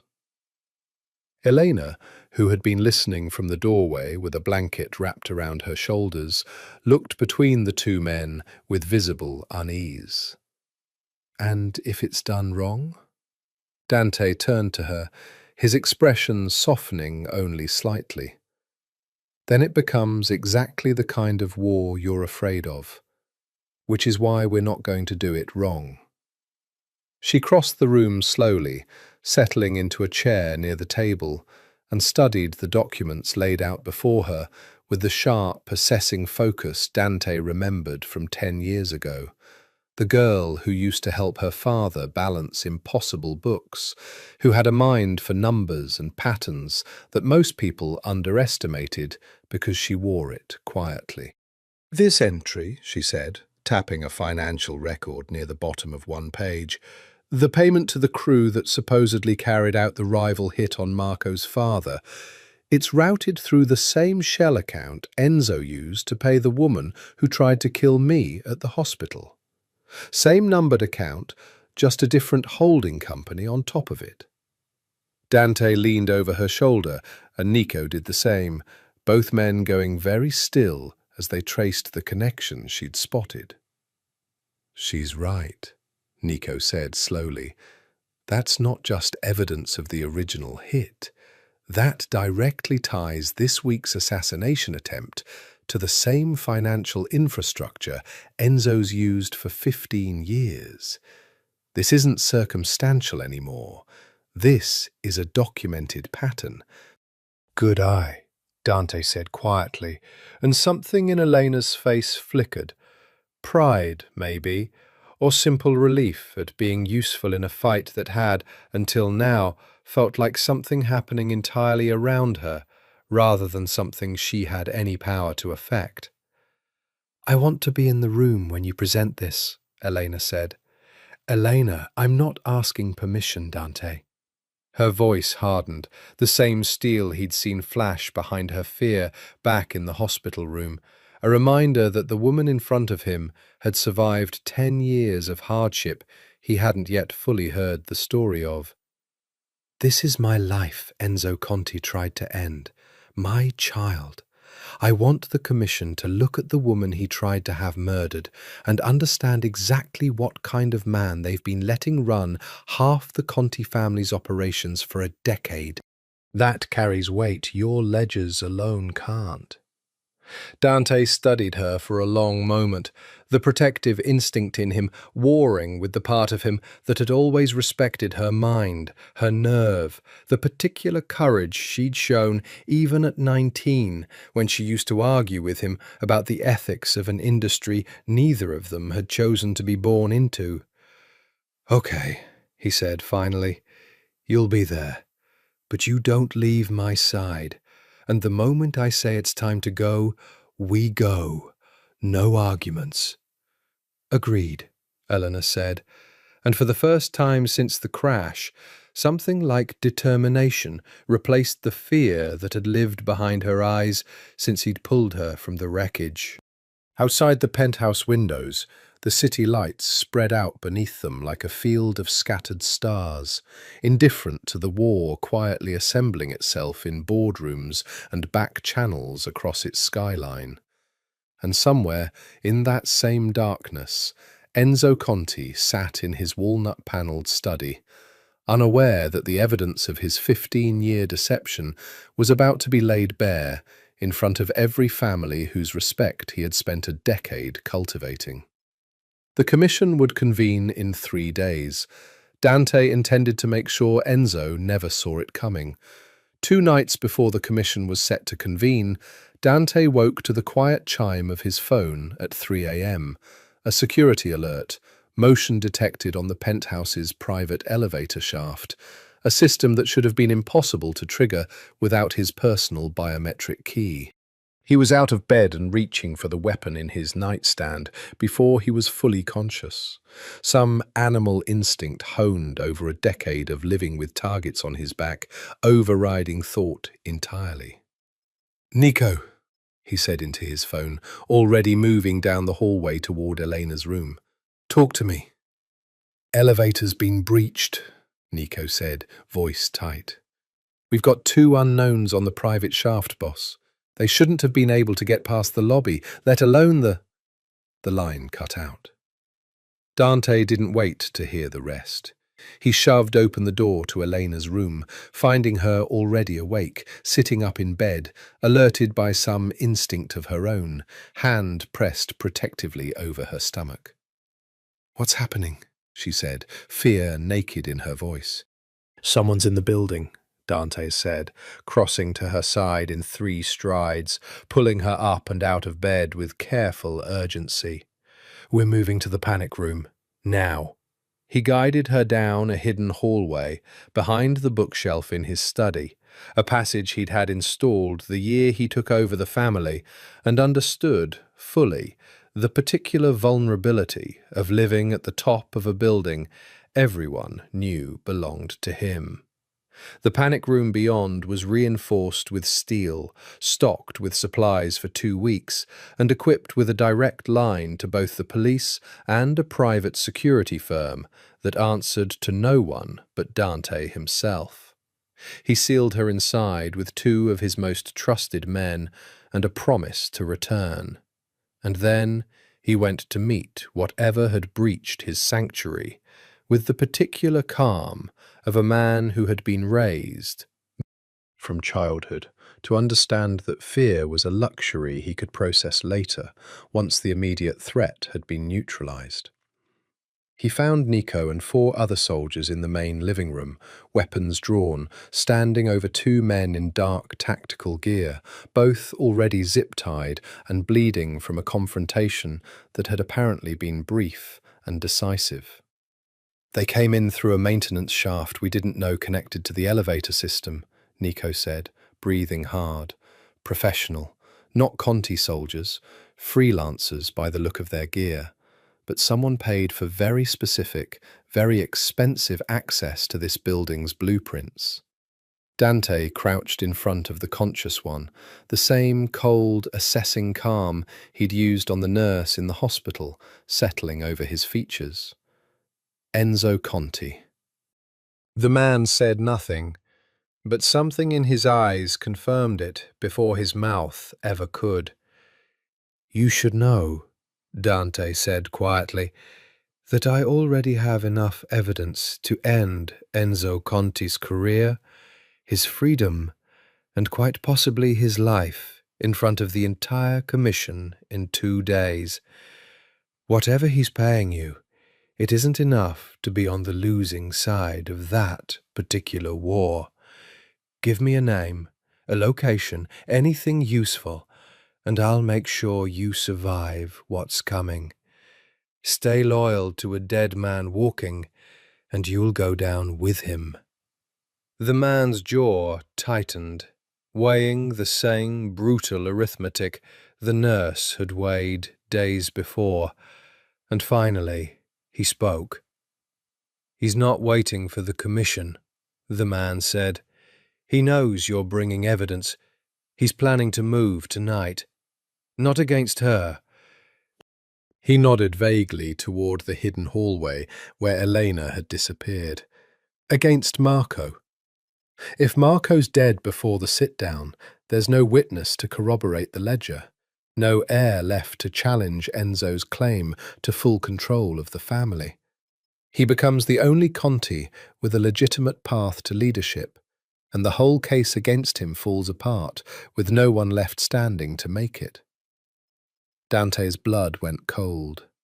He was already moving before the man finished speaking, phone pressed to his ear, dialing Marco's number with hands that, for the first time in years, weren't entirely steady.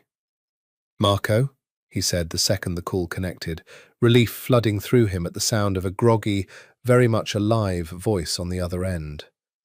"Where are you right now?" "Home?" Marco said, confused. "Why, what's—" "Get out," Dante said. "Now. Enzo's coming for you tonight, and I need you somewhere I can protect you before he gets there." The line went silent for one terrible second, and then Dante heard it, a distant crash, glass breaking, and Marco's voice, suddenly sharp with panic, saying, "Someone's already here." "Marco!" Dante shouted into the phone, already grabbing his jacket, already barking orders at Nico to bring the car around. "Marco, talk to me!" There was a scuffle on the other end, muffled voices, and then Marco's voice again, breathless, quieter. "I'm in the panic room off my study. Whoever's here, they're not being subtle about searching the house. Dante, if this is Enzo's men—" "It is," Dante said. "I'm 10 minutes out. Do not open that door for anyone but me. Do you understand?" "Not for your uncle, Not for anyone claiming to be police. No one. Understood. The drive across the city took Dante 7 minutes instead of 10. Nico weaving through empty pre-dawn streets with a violence that would have terrified anyone who hadn't spent a decade in cars driven by men trained for exactly this kind of urgency. Dante's men arrived in a second vehicle behind them, 6 soldiers total, weapons already checked and ready by the time they reached the wrought iron gates of the Conti estate. The gates were already open, not breached, opened deliberately by someone with access. Enzo's inside soldiers let this happen, Dante said grimly, understanding immediately what the open gate meant. This isn't an external hit. He's using his own family's security to move against Marco. They found the house in chaos. Furniture overturned, a shattered window in the study, and 2 of Marco's own household guards lying wounded but alive in the hallway, disarmed rather than killed, which told Dante everything he needed to know about the restraint being ordered from above. Enzo wanted this to look accidental, wanted Marco's death explainable, and killing loyal household staff in the process would complicate that particular fiction. Dante found the panic room exactly where Marco had said, tucked behind a false wall in the study, and pounded on the reinforced door with the flat of his palm. "Marco, it's Dante. Open the door." A pause. Then the heavy mechanism disengaged, and Marco emerged, pale but unharmed, a small pistol gripped in one white-knuckled hand. "They didn't find me," Marco said, voice shaking with the particular adrenaline crash of a man who had genuinely believed for several long minutes that he was about to die. "I heard them searching. I heard one of them say my uncle wanted it done before sunrise."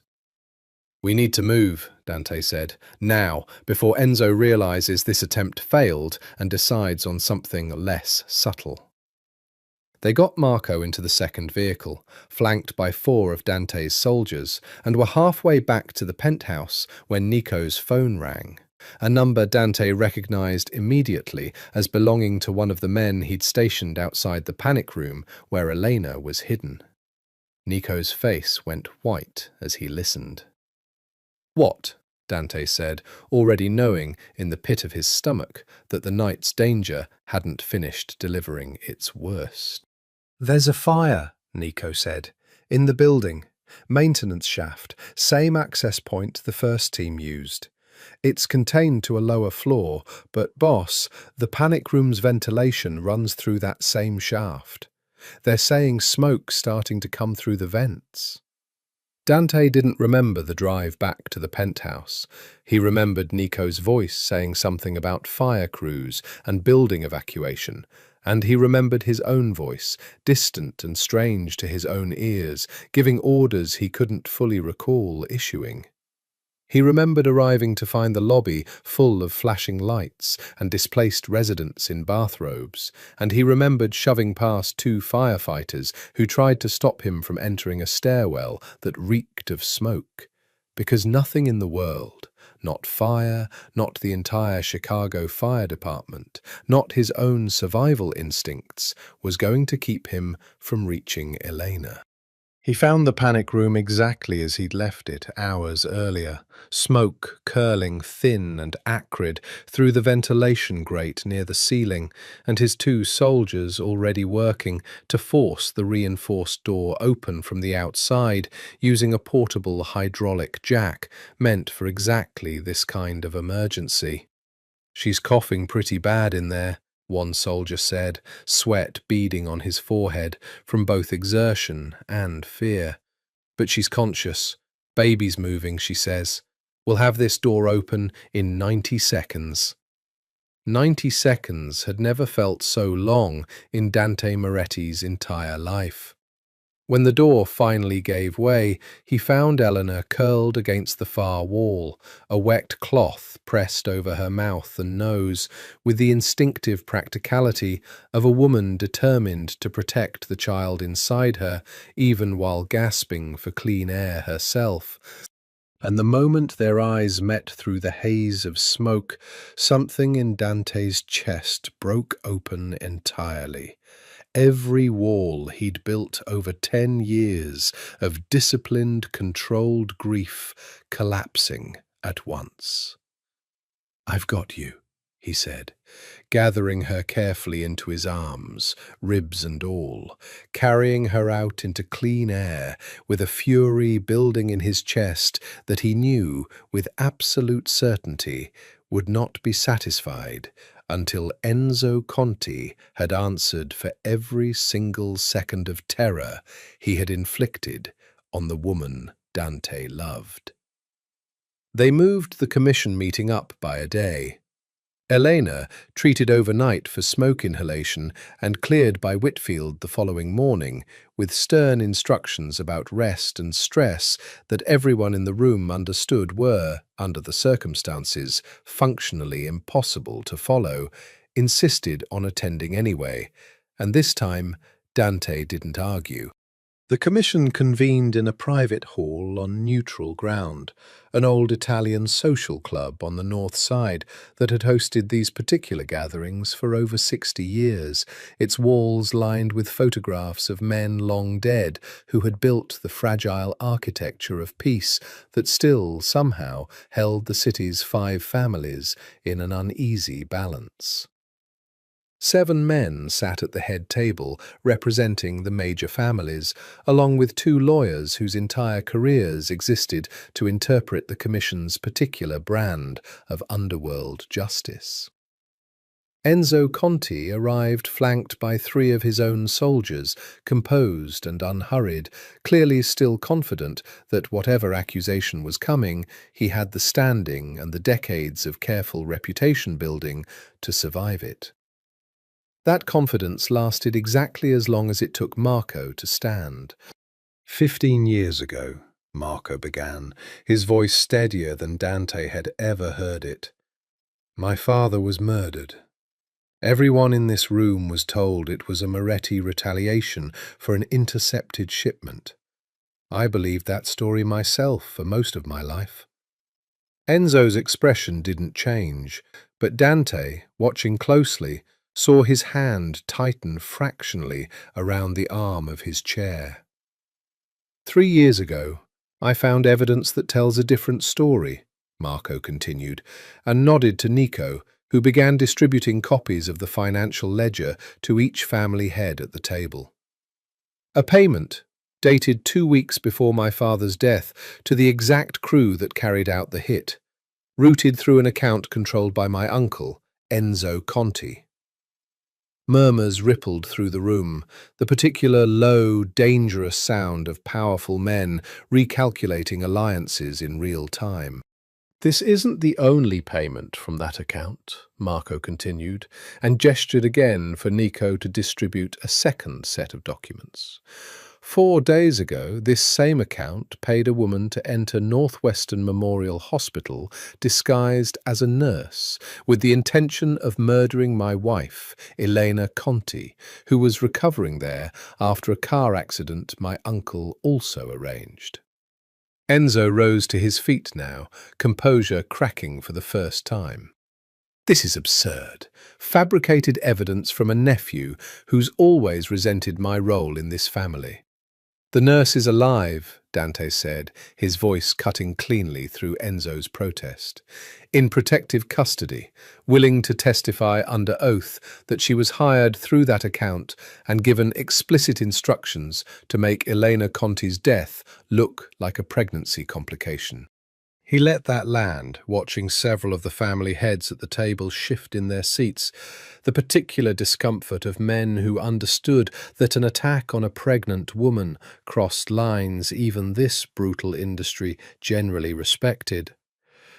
There's also the matter of last night, when Enzo's own soldiers breached my building using blueprints only accessible to someone with significant resources, and Enzo's men attempted to set a fire that nearly killed Elena and the child she's carrying while trapped in a panic room. And this morning, Marco added, before the sun rose, my own uncle sent men into my home to kill me, specifically timed to prevent me from testifying at this very meeting. The room had gone entirely silent now. 7 powerful men, absorbing the full architecture of Enzo Conti's 15-year campaign of fratricide and attempted murder, laid bare in a single morning. There's one more thing the Commission should know, Elena said, rising from her chair beside Dante, and every head in the room turned toward her, the pregnant woman at the center of this entire storm, speaking for the first time. The child I'm carrying is Dante Moretti's, not Marco Conti's. My marriage to Marco was arranged to satisfy an old debt, and it was never consummated, a fact Marco himself will confirm. Enzo Conti didn't attempt to kill me because I was carrying a threat to the Conti bloodline. He attempted to kill me because a Moretti-Conti child, born through genuine love rather than political arrangement, represented exactly the kind of unification between our families that would make his own ambitions for total control impossible. The revelation landed like a detonation, several of the family heads exchanging sharp, startled glances, whispered calculations already forming about what this meant for the balance of power in the city. Enzo Conti, the eldest man at the table said finally, his voice carrying the particular weight of 60 years spent adjudicating exactly this kind of underworld reckoning. You stand accused of murdering your own brother, attempting to murder your nephew, and attempting to murder a pregnant woman and her unborn child in order to protect a position you obtained through fratricide. Do you deny any of this? Enzo looked around the room, at the faces of men who had respected him for decades now, regarding him with the particular coldness reserved for those who had broken the industry's oldest, most sacred rule, that family, whatever else this business demanded, was never to be spent so cheaply. He said nothing. His silence was, in this room, the only confession that mattered. The silence stretched long enough that even Enzo's own soldiers, flanking him at the back of the hall, began shifting their weight, some ancient survival instinct recognizing that the ground beneath their loyalty had just shifted permanently. I built this family, Enzo said finally, his voice low, almost conversational, the mask of composure cracking into something colder and more honest underneath. My brother was weak, sentimental. He would have let the Morettis walk all over us for the sake of some outdated notion of honor. Everything I did to make this family stronger. You did it to make yourself powerful, Marco said, and there was no fear left in his voice now, only the particular clarity of a man who had spent 15 years afraid of exactly this confrontation, and found, now that it had finally arrived, that the fear had simply burned away. You killed your own brother, and let me grow up believing a lie about how he died. You've spent 15 years positioning yourself as the family's protector while quietly murdering anyone who threatened your control. That's not strength, uncle. That's cowardice wearing strength's clothing.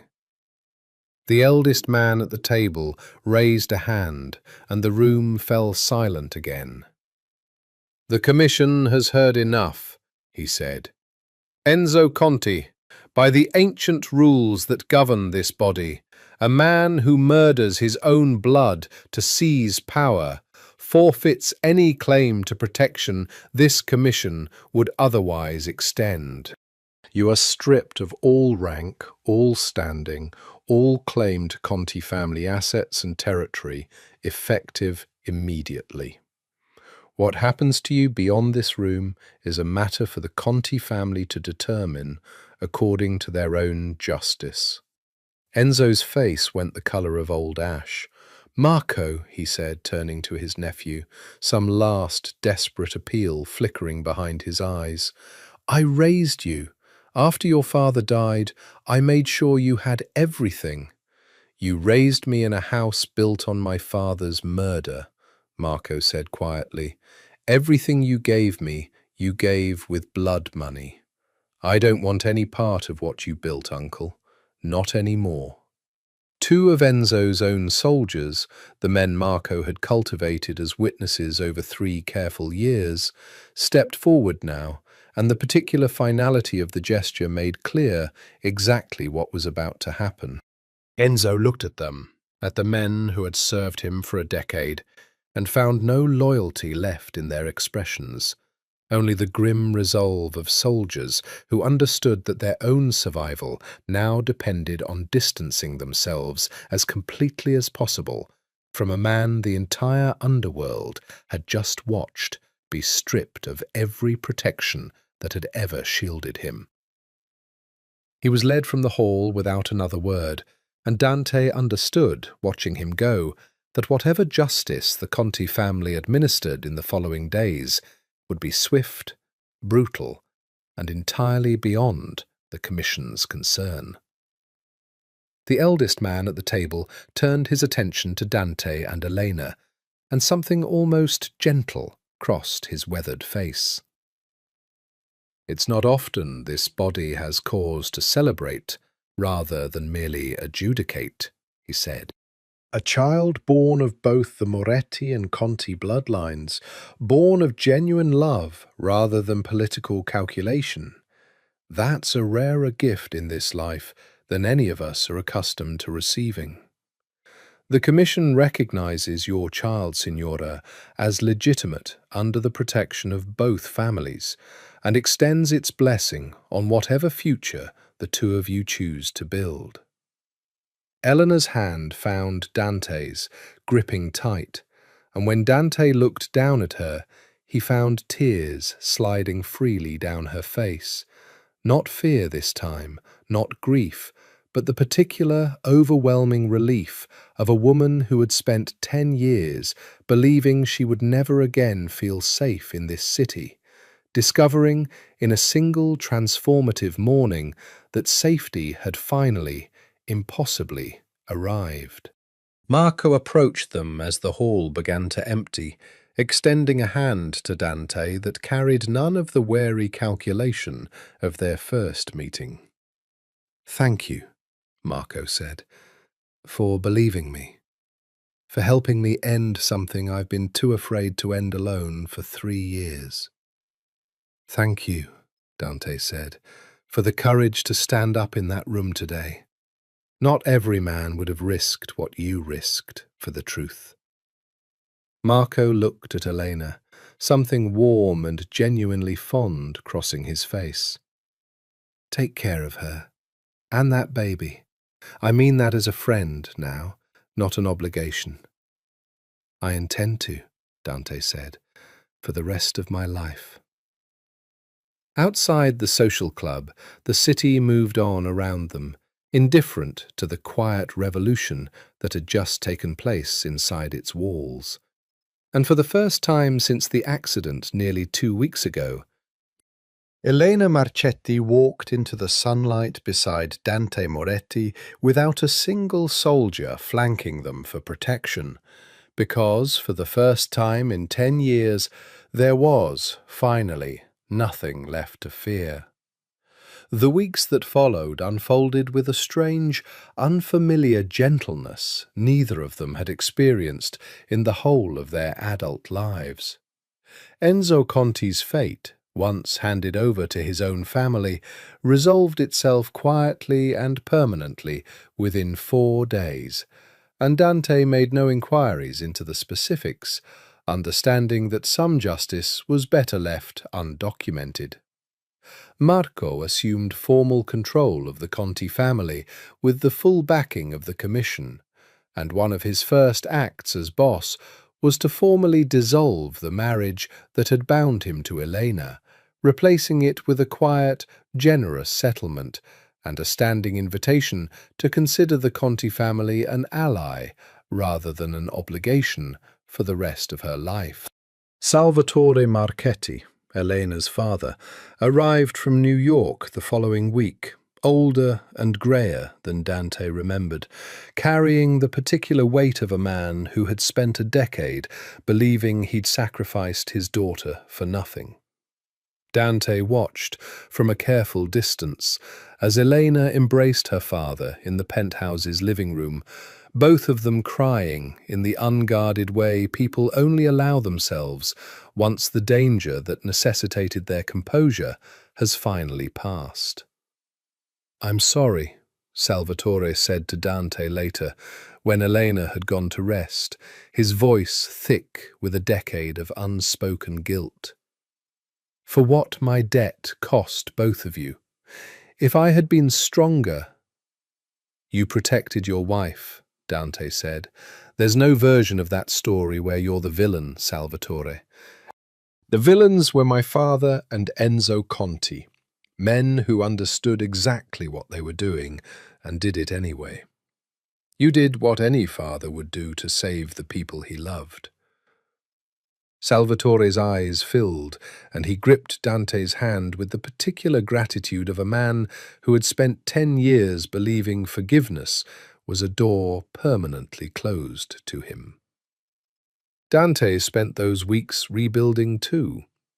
Not just the physical security of his organization, which he restructured extensively in the aftermath of the breach that had nearly cost Elena and Marco their lives, but something quieter and more personal. A slow dismantling of the walls he'd built around his own heart in the 10 years since Elena's disappearance. He found himself, for the first time since he was 22, imagining a future that extended beyond the next shipment, the next negotiation, the next threat to be neutralized.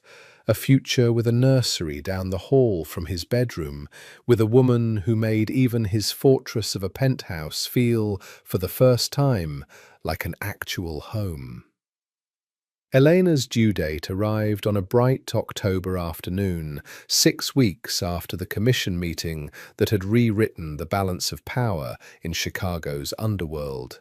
And when her labor began, 3 weeks earlier than expected, though gentle and unhurried compared to the violence of the accident that had first brought them back together, Dante was the one who drove her to the hospital, his hands steady on the wheel in a way they hadn't been the night he'd carried her from the wreckage of her car. The labor lasted 11 hours. Dante stayed by her side for every one of them, holding her hand through contractions, murmuring the same low, steady reassurances she'd once murmured to him during the terrifying early years of his father's business, back when he'd been young enough to still be afraid of the life he was inheriting. When the baby finally arrived, a girl, small and furious and perfect, with a full head of dark hair and lungs that announced her displeasure at the world with impressive volume, Dante Moretti, a man feared across 5 states, a man who had ordered violence without blinking and buried enemies without remorse, held his daughter for the first time and wept without a single trace of shame. "She has your eyes," Elena said, exhausted and radiant, watching him cradle the baby against his chest with a gentleness that would have shocked every soldier in his organization. "She has your stubbornness," Dante said, laughing through tears he made no attempt to hide. "You should have heard her in there," Never met anyone louder about being inconvenienced. Takes after her father in that regard too, Elena said, smiling. You've never once accepted an inconvenience quietly in your life.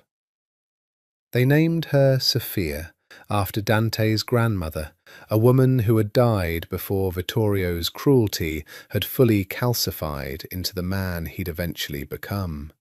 And holding his daughter in the hospital room that had, weeks earlier, nearly become the site of her mother's murder, Dante Moretti understood with absolute clarity that whatever remained of his father's cruel legacy ended here, with this child, born of love rather than leverage, protected rather than sacrificed. Sophia was 3 months old when Dante finally asked again. He'd waited deliberately, patiently, through the newborn haze of sleepless nights and the slow, tender rebuilding of a relationship that had been interrupted for a decade, wanting to be certain, when he finally asked, that Eleanor's answer would come from nothing but the clear, unclouded love that had somehow survived everything both their families had thrown against it. He chose the same terrace where they'd reunited 8 months before the accident, the private balcony overlooking the lake where a charity gala had once given 2 grieving people an unexpected second chance neither had believed they deserved. He'd had it transformed for the occasion, string lights woven through the railings, a small table set for 2, and, tucked in his jacket pocket, a ring that had belonged to his grandmother Sophia, the same woman his daughter now carried the name of. "You're being mysterious," Elena said, arriving on the terrace in the soft blue dress he'd once told her 10 years ago was his favourite colour, on her, Sophia asleep against her shoulder in a carrier that had become almost an extension of her body these last 3 months. "I've earned the right to a little mystery," Dante said, taking the baby gently so Elena's hands were free, settling Sophia against his own shoulder with the practiced ease of a man who had, in 3 short months, become entirely devoted to the small, demanding creature who ruled his household more completely than any rival family ever had. Dante. Elena's eyes had already found the ring box on the table, and her breath caught audibly. 10 years ago, Dante said, I stood in an apartment above my father's restaurant and told you I was going to marry you one day, that nothing our families threw at us would ever be strong enough to keep us apart. I was wrong about the part where nothing would keep us apart. Our families very nearly succeeded. But I was right about everything else. I have loved you since I was 20 years old.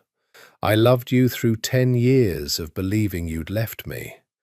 I loved you the moment I pulled you out of that wreckage and realized the universe had somehow, impossibly, given me a second chance I never thought I'd get.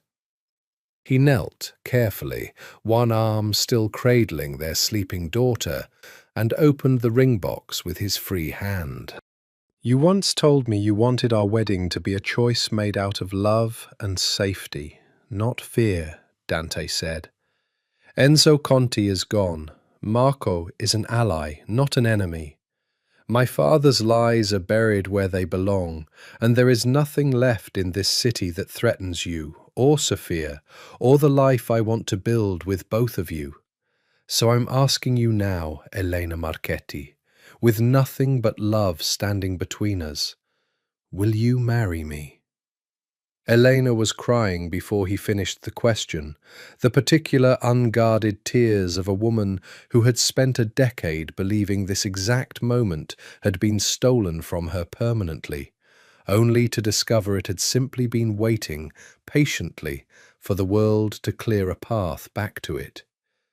Yes, she said, dropping to her knees in front of him so they were level, framing his face with both hands. Yes, Dante, 1,000 times yes. I have wanted to say yes to you since I was 19 years old. I'm just grateful the universe finally let me.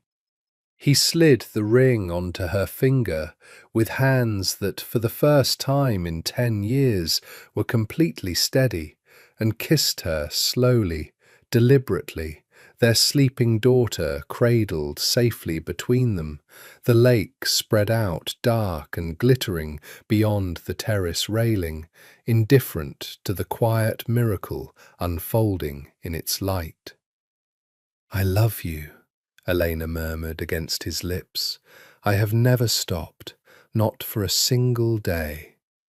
"I know," Dante said, resting his forehead against hers, breathing her in the way he'd dreamed of doing for 10 long years. "I never stopped either, not for a single day, not even when I thought I'd never see you again." Below them, the city continued its restless, dangerous churn. 5 families still balanced in their uneasy peace, 100 smaller conflicts still simmering in 100 other corners of Dante's world. But on this terrace, in this single suspended moment, none of it mattered. Only the woman in his arms, the daughter sleeping against his chest, and the decade of stolen time finally, fully repaid. The wedding took place the following spring, on the same lakefront where Dante had first learned as a boy of 20 exactly how deeply he was capable of loving someone. Not the terrace of the penthouse this time, but the gardens of the Moretti family estate, transformed for the occasion with the kind of extravagant, unrestrained beauty that Vittorio Moretti, in all his calculating cruelty, would never have understood the value of. Marco Conti attended as a guest of honor, seated in the front row beside Salvatore Marchetti, the 2 men who had once represented opposing forces in Elena's life, now bound together by genuine friendship forged in the fire of a shared fight against a common enemy. Nico stood as Dante's best man, and Sophia, 18 months old and utterly unbothered by the significance of the occasion, spent most of the ceremony trying to eat the flowers from her small basket, drawing quiet laughter from every row of guests. "You may kiss the bride," the officiant said, and Dante did, slowly, thoroughly. 10 years of longing finally, completely resolved in the simple, sacred permission of a wedding kiss. That evening, as the reception spilled out across the estate's gardens under strings of golden light, Dante found a quiet moment alone with Elena near the fountain his father had once installed, indifferent to the schemes that had been plotted in its shadow for 30 years. "Do you ever think about how different this could have gone?"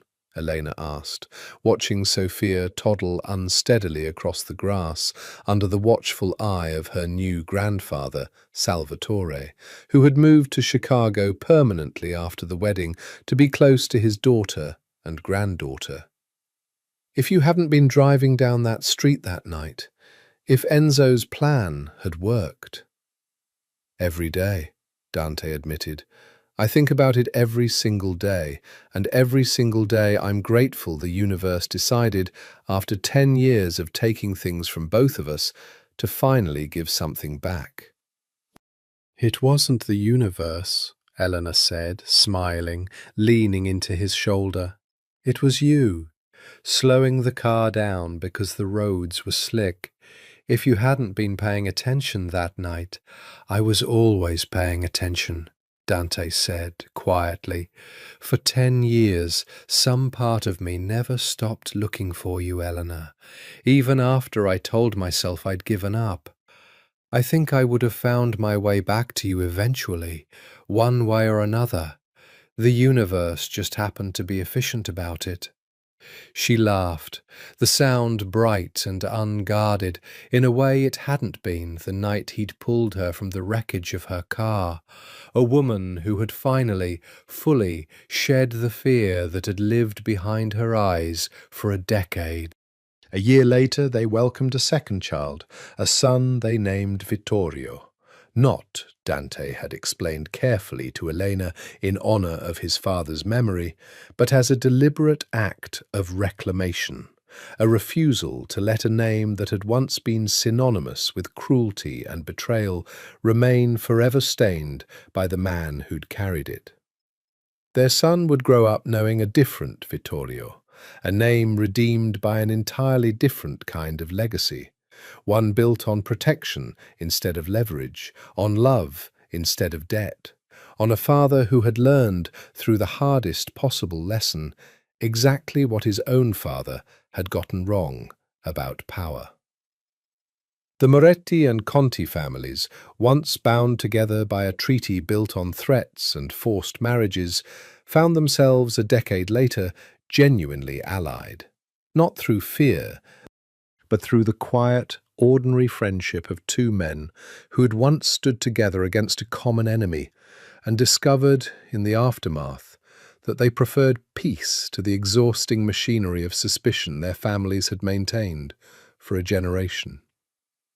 Marco eventually found the courage to bring the man he loved to a Moretti family Christmas, and Dante, watching Sofia and Vittorio chase each other around the tree while Marco laughed freely for what looked like the first time in his entire adult life, understood that the world his children were inheriting bore almost no resemblance to the one he and Elena had once been forced apart by. 10 years after a black sedan had run a pregnant stranger off a rain-slicked Chicago street, Dante Moretti stood in the garden of his family's estate, his wife's hand in his children's laughter carrying across grounds that had once been haunted by his father's ledgers and his father's lies, and understood, with the complete and unshakable certainty of a man who had rebuilt his entire life from the wreckage of a decade-old betrayal, that everything he had ever truly wanted had been waiting for him all along. He had spent 10 years believing he'd lost the only love of his life to circumstances beyond his control. He had been given, instead, a second chance most people never receive, and this time, nothing on earth would ever be strong enough to take it from him again.